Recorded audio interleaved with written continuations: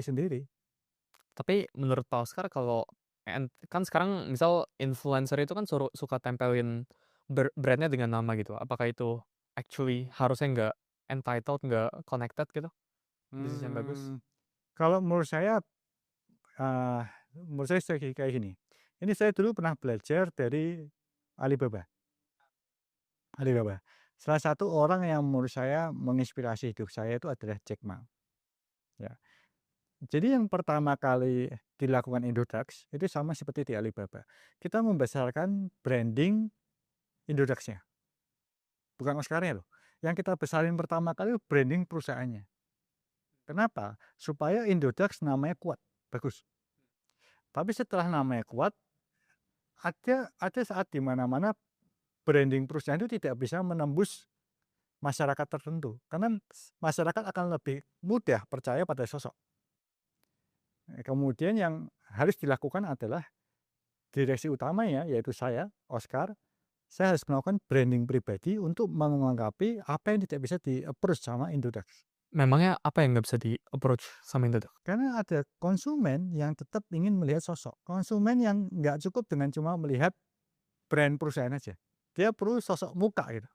Nah, itulah yang kemudian kenapa saya kan mulai, branding itu kan tahun 2022 ya, 2023 ya, saya lupa persisnya. Saya baru baru kok, ya. 2022, 23 saya mulai membuat, brand Oscar Darmawan. Oscar Darmawan, kemudian saya mulai aktif karena saya melihat Jack Ma. Jack Ma juga gitu, Alibaba itu besar dulu, baru setelah Alibaba besar, baru Jack Ma muncul.